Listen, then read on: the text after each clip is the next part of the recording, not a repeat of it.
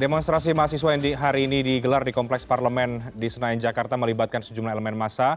Ada sejumlah tuntutan yang dilayangkan, namun yang menjadi sorotan adalah penolakan mahasiswa atas wacana perpanjangan masa jabatan Presiden Jokowi yang sempat dilontarkan oleh pejabat dan elit politik. Apa tujuan utama dari demonstrasi hari ini dan kepada siapa sebetulnya tuntutan tersebut dialamatkan?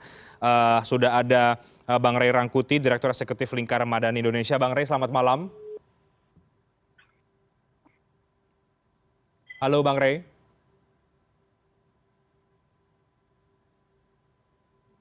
Kami cek kemudian ke Kak Harudin, Koordinator BMSI. Halo, selamat malam Kak Harudin.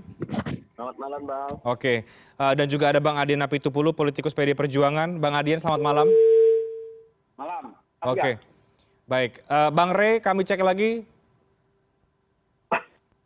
Oke, sambil kita memperbaiki sambungan komunikasi, saya ke Kak Harudin terlebih dahulu. Kak Harudin, ini demonstrasinya sudah berlangsung pada hari ini, sudah digelar dan sudah selesai. Tapi ada pergeseran skenario ya, dari yang tadinya ke Istana kemudian ke DPR dan ada sejumlah tuntutan. Tapi tuntutan yang paling disoroti adalah soal menolak perpanjangan masa jabatan. Jadi sesungguhnya demonstrasi yang dilakukan oleh BMSI hari ini dialamatkan kepada siapa? Baik, tentu ini strategi dari kawan-kawan dari Aliansi BMC berdiskusi terkait tentang perpindahan ini. Dan pada tanggal 8 April itu kita sudah memberikan surat pemberitahuan terkait tentang titik aksi kita sebagaimana di DPR RI. Dan berdasarkan pertimbangan kawan-kawan ketika kita melakukan di Istana, tentu apa goal yang ingin tercapai. Dan kita sudah melakukan aksi massa di Istana pada tanggal 21 Oktober 2021, ada 12 tuntutan, dan pada tanggal 28 Maret ada 6 tuntutan. Dan tentu ketika kita ke Istana, kita meminta Bapak Presiden untuk menjumpai kita. Berdasarkan hal tersebut tentu tidak bisa di Istana ketika kita melakukan hal tersebut. Oleh karena itu berdasarkan analisa juga dan bahkan ternyata pembacaan kita benar di H-1, benar bahwa dari Presiden mengadakan rapat saat itu pada H-1 di hari Minggu ya, di hari Minggu sebelum aksi demo berlangsung terkait tentang bagaimana penyelenggaraan pilkada serentak ini. Dan ini yang perlu kita kawal juga terkait tentang hal tersebut, sehingga kita memang melakukan di DPR jauh-jauh hari sudah kita memang strateginya di sana. Dan tentunya amandemen ini kan anggota Dewan. Hari ini kita meminta hal tersebut kepastian agar tidak terjadinya pengkhianatan dalam mengkhianati konstitusi negara ini. Dan tentunya itu yang kita lakukan, dan alhamdulillah kajian dan tuntutan kita sudah diterima. Dan goal kita di DPR RI adalah bagaimana pimpinan DPR RI menjumpai kita, bukan kita yang menjumpai di dalam gedung. Dan tadi sudah dijumpai dan bahkan naik di mobil komando bersama wakil ketua DPR RI, ada 3 orang dari anggota Dewan, wakil rakyat, dan juga 1 dari kepolisian yakni Kapolri, seperti itu. Jadi perubahan skenario ini secara tidak langsung Anda mau mengatakan ini karena sudah ada pernyataan dari Presiden kemarin? Tidak benar bahwa hal tersebut kita memindahkan, karena memang udah jauh-jauh hari kita memang udah memberi surat pemberitahuan aksi di DPR RI. Jadi memang kita memberitahuan karena juga menjaga beberapa kelompok, karena memang diisukan bahwa gerakan mahasiswa ini ada ditunggangi oleh kelompok-kelompok tertentu. Dan ini menjadi penegasan bahwa gerakan mahasiswa itu murni dari gerakan mahasiswa, sehingga tidak bisa dibaca oleh siapapun tentang strategi dari mahasiswa itu sendiri. Dan kenapa di H-1 kita informasikan agar memang ketika aliansi-aliansi yang ingin masuk ataupun ingin bergabung untuk menyusupi dari aliansi kita tentu tidak akan bisa masuk, karena memang ketika H-1 tiba-tiba ke DPR RI, padahal jauh-jauh hari bersama tim di internal itu memang sudah sepakatin di DPR RI agar untuk menjaga keamanan. Mungkin kios lebih tinggi di Istana daripada DPR RI, walaupun hari ini terjadi kios. Dan itu memang sudah bubar, kita sudah menarik mundur saat kios itu terjadi dari Aliansi BMC. Jadi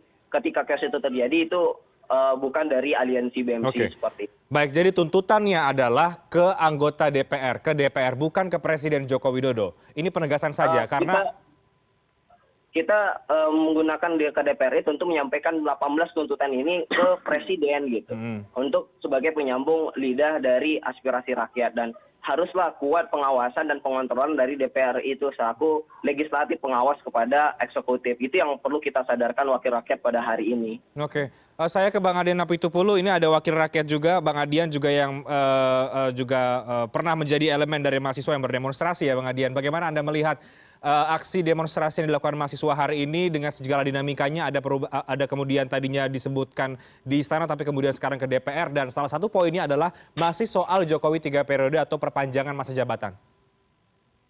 Kalau menurut saya tidak mau masuk ke wilayah kenapa mereka pindah, itu strategi mereka lah.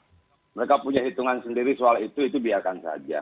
Yang kemudian menjadi pembahasan dalam pikiran saya adalah, kan kemarin sudah saya dijelaskan bahwa memang pemilu tidak berubah tetap 2024. Dan kalau kita bicara tentang mekanisme ketatanegaraan, kita tinggal menghitung komposisi. Bagaimana sih merubah pasal dalam Undang-Undang Dasar, dalam konstitusi, DPD dan DPR RI harus bertemu. Oke, kita baca dong. Bagaimana komposisi menolak dan setuju perubahan konstitusi terkait pilpres, terkait pemilu. Sekian persen. Oke, di DPD bagaimana? Jadi memang sejak awal kita sudah katakan berkali-kali, saya sudah membuat rilis terkait tentang komposisi itu berkali-kali. Sudah saya sampaikan, kecil sekali, sangat kecil sekali kemungkinan terjadi perubahan konstitusi. Lalu itu ditegaskan lagi oleh Presiden 2 hari lalu kalau tidak salah. Nah, kalau itu tetap menjadi tuntutan teman-teman, bagaimana kita menuntut sesuatu yang sudah dijawab? Seperti itu gitu. Kan kita menuntut karena tidak ada jawaban kan. Tapi kan sudah dijawab. Nah dalam konteks itu menurut saya menarik untuk kita bahas. Ada syarat minimal untuk merubah konstitusi. DPR bisa nggak merubah konstitusi? Nggak bisa. Harusnya tadi yang diminta datang tidak cuma DPR, tapi MPR-nya. Artinya DPD-nya. DPD-nya juga harus ngomong di depan teman-teman tadi untuk menyampaikan. Karena perubahan konstitusi itu tidak di DPR. Tapi DPR dan DPD berkumpul menjadi MPR. Kira-kira seperti itu. Nah maksud saya memahami tentang mekanisme ketatanegaraan kita juga penting. Lalu kedua misalnya tentang BBM. Saya kadang-kadang pengen juga saya diskusi dengan teman-teman. Kenapa Pertamax ditolak naik? Sementara pengguna Pertamax ini cuma 14%. Gitu loh. Kita bandingkan zaman Soeharto 91 sampai 98 naik 700%. Zaman sebelum Presiden Jokowi dalam 10 tahun naik 259%. Kalau pakai ukuran premium Pertalite di zaman Presiden Jokowi dalam 8 tahun cuma naik 16%. Itu pun karena berbagai sebab dan faktor. Nah bagaimana rupanya teman-teman menghitung soal kenaikan BBM? Yang naik cuma Pertamax saat ini, dan pengguna Pertamax cuma 14%. Baik Bang Adian. Ya. Nah kan ini perlu kita diskusikan. Saya juga menangkap maksudnya apa sih? Pesannya apa gitu loh. Baik Bang Adian. Jadi kalau kemudian pertanyaannya sudah dijawab oleh Presiden kemarin, menurut Anda demonstrasi tuntutan soal perpanjangan jabatan dan juga penundaan pemilu tidak lagi relevan maksud Anda? Maksudnya begini loh, kita kan menuntut sesuatu yang tidak ada jawaban.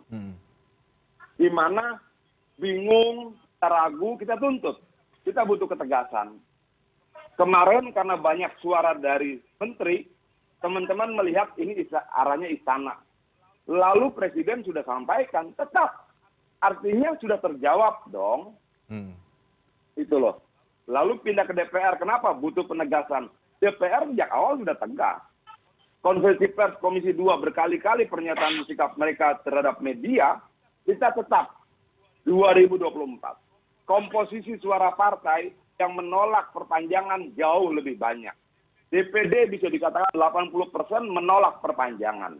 Kalau digabungkan DPD dan DPR, mutlak akan menolak perpanjangan. Artinya itu sudah sangat jelas. Kita bisa buka tabulasi, hitung angka-angkanya. Mana yang ini yang menang? Yang menolak perpanjangan pasti menang di parlemen, di MPR maksud saya. Nah itu dua hal sudah terjawab dong, istana sudah terjawab, ini sudah terjawab. Itu. Nah kenapa masih dipertanyakan? Dan kita harusnya mempertanyakan yang tidak ada jawabannya. Saya ke Harudin, sudah menurut Bang Adian sudah ada jawabannya, apalagi dipertanyakan apakah masih ada kekhawatiran lagi soal penundaan pemilu dari teman-teman mahasiswa padahal sudah dijawab oleh Presiden kemarin? Ya, terkait tentang hal tersebut kan udah muncul di tahun 2019 dan bahkan di 2022 pernyataan dari Presiden adalah wacana penundaan pemilu ada demokrasi pelaksanaan inkonstitusional. Namun kan hari ini kita butuh penegasan dari beberapa elemen, jangan sampai konstitusi negara ini dipermainkan seperti itu, dan itu penegasannya. Dan juga dari mahasiswa bukan hanya tentang penolakan penundaan pemilu, tapi banyak tuntutan yang perlu kita sampaikan. Contoh ketersediaan, kestabilan, dan ketersediaan bahan pokok. Kemudian bagaimana hari ini kepada anggota Dewan hari ini menunda dan mengkaji ulang ibu kota negara baru. Kan itu salah satu tuntutan kita yang berada dari 18 tuntutan tersebut. Bagaimana mengevaluasi mafia minyak goreng, dan memang bukan penundaan pemilu saja gitu kan. Tapi hari ini kita menyorot terkait tentang penundaan pemilu 2024. Itu yang sebenarnya kenapa kita ke wakil rakyat hari ini ya. Wakil rakyat hari ini ya harus mendengarkan aspirasi rakyat, bukan aspirasi dari partainya. Kan itu yang terlihat saat ini. Bagaimana dominan dari partainya pada dominan suara dari partai dari rakyat gitu, bukan dari partai. Itu yang salah satu kritikan yang kita sampaikan. Dan juga ada beberapa aksi daerah dari berbagai daerah hari ini, dan sebelum dari tanggal 28 sampai tanggal 11 ada juga melaksanakan aksi daerah. Dan kita meminta kepada wakil rakyat hari ini DPR RI agar menyambut aspirasi tersebut dari berbagai daerah, gerakan-gerakan mahasiswa. Oke, tampaknya terputus. Saya cut dulu, saya ke Bang Ray Rangkuti. Bang Ray, bagaimana Bang Ray mencermati dinamika yang terjadi pada hari ini dan mungkin sebelumnya? Apakah memang kalau kita bicara soal relevan atau tidak, ini masih relevan, kemudian masih mempertanyakan soal penundaan pemilu setelah adanya pernyataan Presiden kemarin?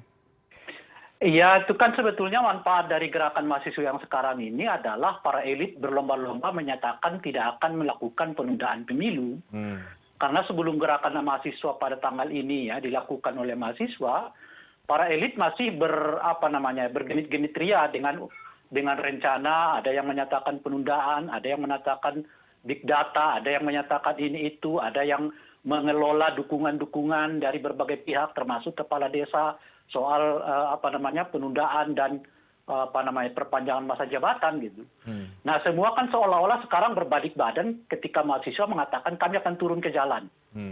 Dan saya kira nggak bisa dipandang sebelah mata gerakan mahasiswa ini, karena merupakan reaksi dari berbagai aksi yang dilakukan secara terbuka oleh kelompok-kelompok yang menyatakan dukungan 3 periode. Dan ingat loh ya, sebelum ada dukungan-dukungan terbuka dalam bentuk mobilisasi terhadap 3 periode itu, perdebatannya memang semuanya masih wacana. Mereka yang mendukung 3 periode itu wacana, kita yang menolak 3 periode itu juga wacana gitu. Tapi ketika ide itu mulai dikonkretkan di jalan dalam bentuk dukungan-dukungan, ya nggak bisa disalahkan kalau kemudian juga ada reaksi. Dan reaksi itu dilakukan oleh mahasiswa hari ini. Gitu kan. Dan setelah mahasiswa merespon aksi-aksi yang di lapangan yang menyatakan dukungan-dukungan terhadap perpanjangan masa jabatan dan 3 periode itu gitu, baru sekarang semua seperti balik badan ya. Presiden tiba-tiba berpidato, saya taat konstitusi ya. Tidak ada penundaan pemilu, tidak ada penundaan pemilu. Padahal sebelumnya beliau seperti moderat. Ya, membiarkan saja wacana ini berlangsung, ya, membiarkan saja, tidak menegur, tidak memberi, apalagi memberi sanksi kepada menteri-menteri yang dianggap merupakan pemicu isu yang berkembang pada hari ini gitu. Dan oleh karena itulah di satu segi yang lain kita juga bisa memahami psikologi kawan-kawan mahasiswa, karena karena belajar dari pengalaman kita, beberapa kali Presiden Jokowi mengatakan sesuatu yang sebetulnya yang terjadi adalah yang sebaliknya gitu. Tidak ingin merevisi undang-undang KPK, terjadi revisi undang-undang KPK. Tidak ingin hasil TWK dilaksanakan, dan terjadi hasil TWK dilaksanakan. Berulang kali Presiden mengatakan 3 periode itu dan perpanjangan masa jabatan itu menampar wajah saya, tapi para pembantunya di ring istana itu justru kelihatan bergairah ya untuk mengkampanyekan 3 periode ini dengan berbagai cara ya, berbagai termasuk mengungkap big data yang sampai sekarang kita nggak tahu di mana itu big data yang disebutkan itu gitu ya. Nah, jadi kalau tiba-tiba sekarang semua berbalik ya, inilah salah satu manfaat dari gerakan mahasiswa itu, mempertegas yang memang sudah harus tegas. ya presiden jika penting menurut saya mengatakan dua hal. Pertama, saya sebagai Presiden Republik Indonesia menyatakan tidak bersedia diperpanjang masa jabatan dan tidak akan mau ya melanjutkan ke 3 periode, serta yang kedua itu memberi ancaman kepada para menterinya, pembantunya, siapapun setelah hari ini masih mengutarakan, mewacanakan ide perpanjangan masa jabatan ataupun penundaan pemilu, saya akan copot gitu. Saya kira kalau presiden mau mengatakan hal yang seperti itu, sedikit banyak akan menurunkan yang meningginya ke tingkat ketidakpercayaan publik, diantaranya adalah kalangan mahasiswa terhadap berbagai ucapan yang disebutkan oleh presiden. Harus kita ingat loh ya, kalau sebetulnya ya, ucapan presiden tentang menampar wajah saya itu sekitar setahun yang lalu. Tetapi apa yang terjadi? Yang terjadi justru adalah ya para pembantu presiden semakin aktif ya mengkampanyekan perpanjangan masa jabatan dan periodisasi ya perpanjangan periodisasi masa jabatan presiden gitu. Jadi bisa saya sampaikan sebentar. Reaksi inilah yang sebenarnya dilakukan oleh ya, masyarakat secara umum. Ya ingat ya dalam survei itu 80% masyarakat menolak perpanjangan masa jabatan dan tidak perjuangan yang kemudian sekarang direaksi lagi oleh mahasiswa kalau mobilisasi terhadap upaya 3 periode itu makin kentara di lapangan gitu. Ya, Bang Adian silakan. Ya, begini Ray, maksud saya begini. Kenapa yang dilihat cuma 3 menteri ini? Pendukung presiden kan tidak cuma 3 menteri ini. Ada menteri-menteri yang juga berangkat dari partai-partai. Ada PDI Perjuangan yang secara tegas sikapnya menolak perpanjangan, menolak 3 periode. Kita fight di opini. Kita bertarung dalam perdebatan-perdebatan terbuka dengan mereka yang mendukung 3 periode maupun perpanjangan. Kenapa tidak dilihat juga bahwa kita mewakili suara dari presiden? Saya sampaikan 23 Desember, saya bertemu presiden dan saya tanya tentang pemilu. Dan kita masih berbicara tentang pemilu 2024. Saya bertemu dengan lingkaran terdekat presiden dan saya tanya sama mereka. Bagaimana perpanjangan, bagaimana 3 periode? Mereka jelaskan pada saya, tidak mungkin. Kenapa? Karena presiden dengan keluarganya beberapa kali sudah meminta informasi tentang tanah dan rumah yang nanti akan ditunjuk oleh negara untuk dimiliki oleh mantan presiden. Langkah itu konkret. Dalam banyak pernyataan saya di media, kita jelas menolak perpanjangan, jelas menolak 3 periode.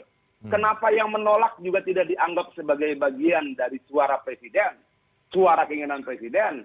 Kenapa 3 orang menteri kemudian mengalahkan sekian puluh menteri yang lain? Ini juga menarik menurut saya, Ray. Kenapa? Kita selalu menyimpulkan apa yang mau kita dengar. Kita bahkan mendengar apa yang mau kita inginkan dengar. Bisa kemarin misalnya, ya. Silakan Bang Ray. Di acara, ya lanjut Ray. Ya, jadi yang saya mau katakan itu kepada Bung Adian, ketidakpercayaan publik terhadap Presiden Jokowi dan maksud saya juga terhadap partai-partai itu tidak muncul dengan tiba-tiba. Orang kan tidak bisa mengatakan bahwa PDI hari ini mengatakan tidak, besok tidak, besok juga tidak gitu. Jadi sebetulnya apapun ini akumulasi yang terjadi kepada partai politik bahkan juga kepada presiden dan istilah saya lingkaran presiden diakibatkan oleh apa yang mereka tanam sebelumnya gitu. Sejak dari revisi undang-undang KPK, sejak Omnibus Law, sejak undang-undang yang lain. Di mana partai-partai politik kesan awalnya menolak lalu mendukung, terkesan awalnya tidak menerima lalu menerima, dan seterusnya itu gitu. Untuk hari ini jadi misalnya, kalau kemudian PDI Perjuangan bahkan menarik pengajuan PPHN agar tidak ada perubahan konstitusi apapun yang bisa ditumpangi oleh keinginan-keinginan lain. Pada saat yang bersamaan sebetulnya mau mengatakan bahwa PDI Perjuangan atau Partai Nasdem jangan mundur dari sikap kalian juga gitu. Artinya Saudara Adian menarik itu pesannya. Jadi sekaligus mengatakan kepada Presiden Anda harus lebih tegas.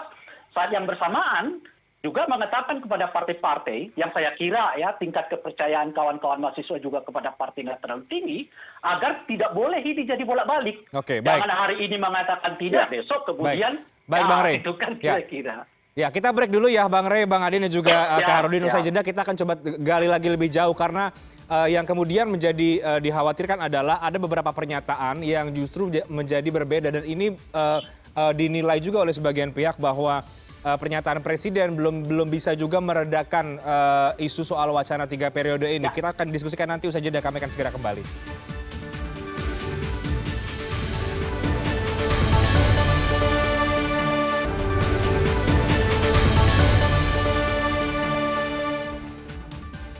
Baik, saya langsung ke Kak Harudin lagi, Koordinator BMSI. Halo Kak Harudin. Oke, belum tersambung. Saya ke Bang Adian Apituluh. Bang Adian, bagaimana menjawab keraguan bahwa bukan berarti apa yang disampaikan Presiden kemarin itu sudah menutup wacana 3 periode, karena ini dikhawatirkan juga masih bisa belum menjadi isu yang dikubur dalam-dalam. Artinya masih bisa kemudian diwacanakan kembali karena hal serupa pernah terjadi beberapa tahun yang lalu. Loh, enggak dong, itu kan dua konteks yang berbeda. Yang disampaikan dari ini kan contohnya tidak sama. Kenapa? Tidak ada keterlibatan MPR. Ini kan ada keterlibatan MPR. Level perubahan konstitusi dan level perubahan undang-undang itu dua hal yang tidak bisa dibandingkan sama. Itu loh. Kalau kemudian kita harus memaksa MPR, itu kan berarti mempertemukan DPR dan DPD duduk bersama-sama. Yang diyakinkan ratusan orang. Dan jangan salah loh, DPD bukan perwakilan partai. Dia bisa bersikap sendiri dan sebagainya. Seperti itu. Nah, contohnya tidak tepat contoh Ray ini. Apalagi kalau kemudian kita lihat kesungguhan PDI Perjuangan. Dia sampai menarik berkas PPHN loh, agar tidak ada satupun sidang terkait dengan perubahan konstitusi, agar tidak ditumpangi. Itu juga kan sebuah sikap. Tapi kalau kemudian semua selalu meragukan, ya terserah juga. Presiden sudah ngomong, ragu. DPR komposisinya sudah seperti ini, ragu. Lalu bagaimana? Ya lalu aksi Kan itulah. dong. Lo bukan dong. Bagaimanapun juga yang dituntut itu apa?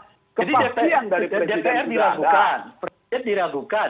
Ya, mahasiswa aksi. Nah, setelah mahasiswa Bukan aksi, dong. semua baru Kepastian dari sekarang Presiden kelihatan sudah ada. bersungguh-sungguh Komposisi untuk menyatakan parlemen sudah menolak. jelas. Ya, kelihatan ya. Tapi Enggak belum dong. tentu Dua-duanya itu, sudah. karena harus diingat ya, Kan antara bandulnya cuma dua menunda ini, Ray. pelaksanaan pemilu dengan pemunduran jadwal pemilu, itu dua hal yang berbeda. Kalau pemunduran jadwal pemilu itu, konstitusi nggak mengatur, meskipun secara praktek ketenanegaraan kita pernah terjadi, gitu ya. Tapi kalau menunda pemilu diatur oleh undang-undang. Ada 4 syarat menunda pelaksanaan pemilu. Pertama adalah terjadi bencana alam. Kedua adalah gangguan keamanan. Yang ketiga adalah terjadi ketidaktertiban sosial. Dan yang keempat itu poinnya tuh. Yang agak mengkhawatirkan tuh poin keempat. Dan atau hal-hal lainnya. Ya. Dan hal-hal lainnya itu bisa dimasuki macam-macam. Oke, Bang Ray. Termasuk diantaranya misalnya nggak punya uang untuk pelaksanaan pemilu. Ini contoh loh ya. Ya, baik Bang Ray. Oleh karena itu, ya meskipun secara teks ya pernyataan Pak Jokowi ataupun misalnya sikap PDI Perjuangan katakanlah ya, sudah tegas-tegas menyatakan menolak penundaan pemilu, tapi kalau ada yang mengatakan masih ada loh poin keempat di dalam undang-undang Beda yang memungkinkan dong, penundaan, sangat mungkin Celahnya dilakukan masih ada. penundaan. Silakan Bang Adian. Nah, Silakan itu Bang Adian. tahapannya misalnya setelah begini loh. bulan Kalau 2023 penundaan dan seterusnya itu, gitu. pemilunya, kalau penundaan pemilunya masih dalam rentang waktu 5 tahun periode jabatan, tidak lama, tidak butuh merubah konstitusi. Tapi kalau penundaannya sampai 2027 seperti yang digaungkan, ya harus merubah konstitusi dong. Karena konstitusi membatasi masa jabatan presiden 5 tahun. Penundaan yang dimaksudkan dalam undang-undang itu, penundaan untuk situasi yang di luar unpredictable, force majeure. Tapi tidak lebih dari rentang itu. Kenapa kemudian MPR harus terlibat? Karena kalau konstitusi tidak mengatakan 5 tahun dan bisa terpilih kalau penundaan untuk pemilu 5 tahun dilaksanakan, berikutnya. Ya. Artinya Itu kalau sudah dia Bang Ray ditahan dulu. melebihi batas waktu. maka harus dirubah konstitusinya, tidak undang-undangnya lagi. Iya. Iya dong. Iya. Ini loh, Bung Adian, kalau penundaan itu kan berefek pada 2 hal. Pertama, menunda keseluruhan tahapan pelaksanaan pemilu. Bisa tuh. Kalau misalnya Juni ini kita mengatakan tahapan pemilu dilaksanakan, tapi ada katakanlah misalnya bencana alam terjadi pada bulan April atau Mei gitu, ya artinya seluruh tahapan pelaksanaan bila ditunda. Itu artinya apa? Bisa dilaksanakan ya setelah tahun 2024. Akibat dari itu apa? Ya amandemen, mau tidak mau. Amandemennya apa? Ya karena ada penundaan pelaksanaan pemilu. Baik. Kira-kira Baik. begitu tuh. Ketika kita bicara amandemen, atau penundaan karena kalau sebagian kita tahapan berbicara pelaksanaan amandemen, pemilu. itu Jadi tidak lagi misalnya sudah sebatas sampai ke merubah penetapan undang-undang. partai politik. Baik. Dia merubah Tapi terjadi empat hal konstitusinya. itu juga Itulah bisa yang saya ditunda. katakan. Karena Sebenarnya undang-undangnya merubah begitu. konstitusi Baik, Bang Rey dan itu Bang Adian. tidak semudah merubah undang-undang. Oke. Iya. Kalau Ya tentu yang saja Rey tidak semudah itu, sampaikan Bung soal Adian. Tapi KPK, setidaknya Rey ada sampaikan dasar. soal TWK dan Dasarnya apa? sebagainya. Dasarnya Itu konstitusional perubahan juga. Yaitu undang-undang, apa? bukan Ya, perubahan diatur oleh konstitusi. undang-undang pemilu. Sekarang kita Undang-undang sedang pemilu berbicara perubahan mengatakan konstitusi. boleh Mau pelaksanaan tidak pemilu. mau MPR lah yang berbuat. Oke, baik. Kalau Baik. begitu, Ya.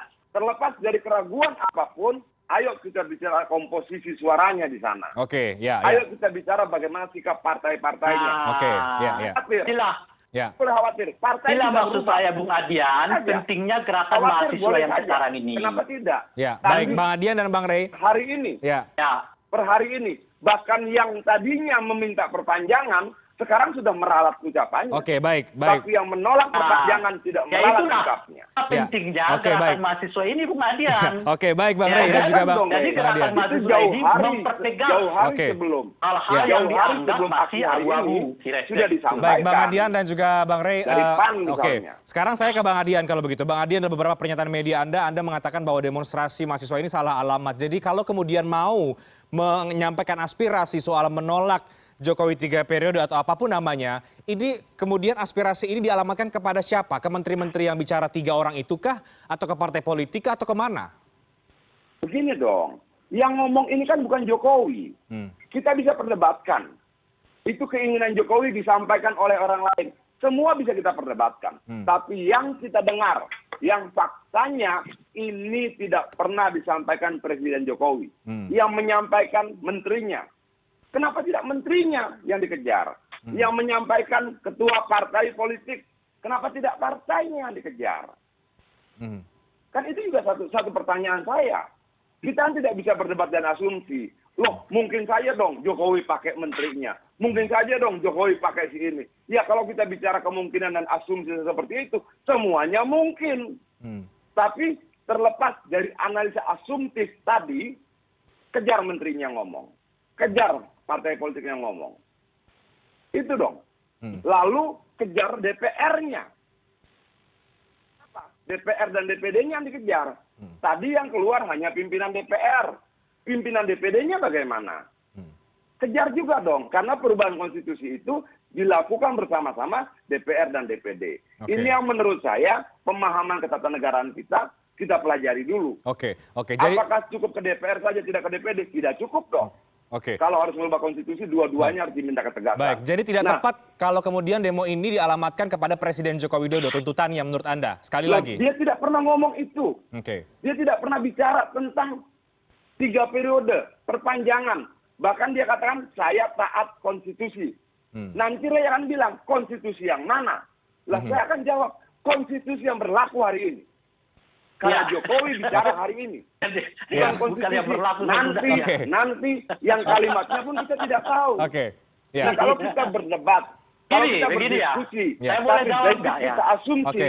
ya jadi debat kusir dong. Oke, baik Bang Adian. Saya ke Bang Rey Rangkuti. Bang Rey, jadi begini. Kalau ya, jadi Kenapa kepada Pak Jokowi? Ya. Itu kan pertanyaannya. Ya, kan? oke, silakan. Pertanyaannya ya.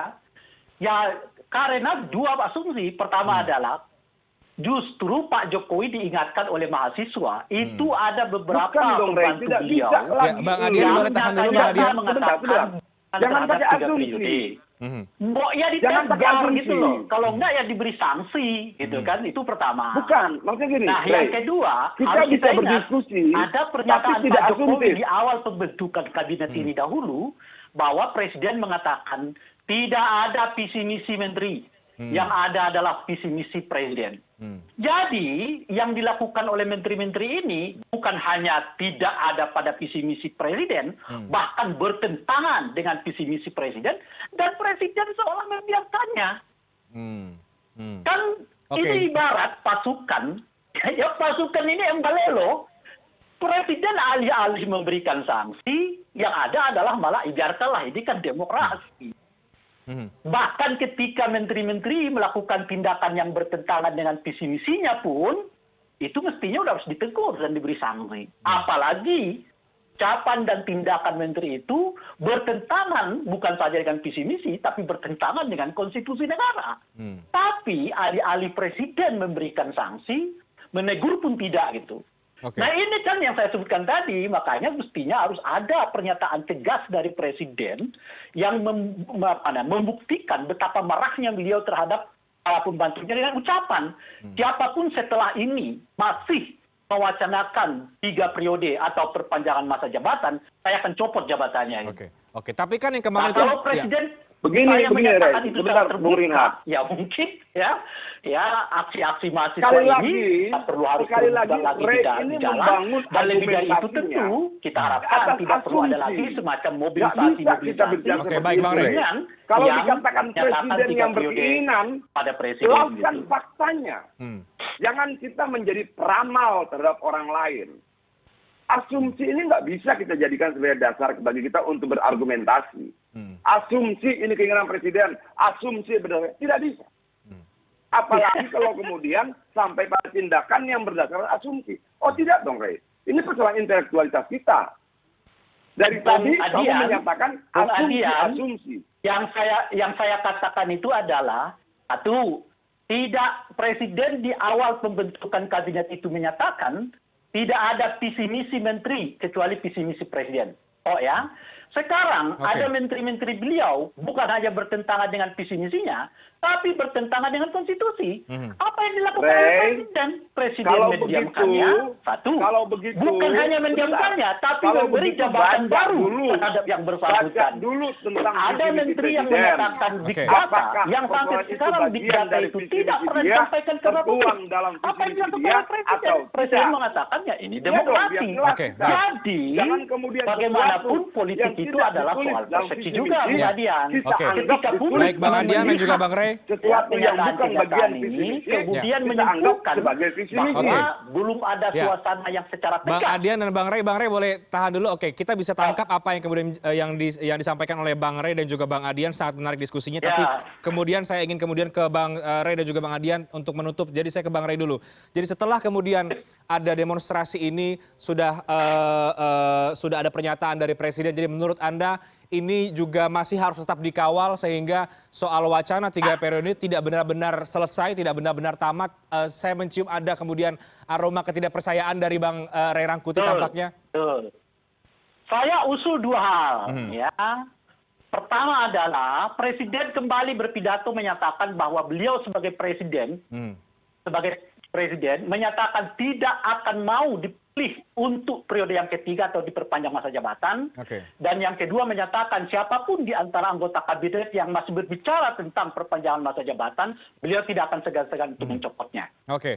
Itu Baik. satu tuh ya. Baik. Dan yang kedua tentu saja segera ya selesaikan pembahasan entah itu tahapan, entah itu biaya yang berkenaan dengan Pemilu pelaksanaan ini, 2024. Oke. hingga dapat menumbuhkan kembali kepercayaan masyarakat terhadap ya isu yang menyatakan bahwa tidak akan ada penundaan pelaksanaan pemilu. Oke. Karena seperti yang saya sebutkan tadi, Baik, Bang Rey. secara aturan masih memungkinkan pemilu ini dilaksanakan, yang kalau itu tidak betul-betul diawasi oleh masyarakat, lagi ada menteri ya kan yang ngegas lagi nih 3 periode Ya, dan ya. Saya ke presiden Bang Adian. berlindung di belakang. Ini kan Oke. demokrasi. Baik, Gitu. baik, Ya. baik. Bang Adian, sekarang mulai juga muncul desakan agar Presiden tegas, bahkan menegur, bahkan mengganti menterinya yang masih saja bicara soal wacana 3 periode. Anda sepakat soal itu, Bang Adian Apitupulu? Bagaimana sikap presiden terhadap menterinya itu urusan presiden.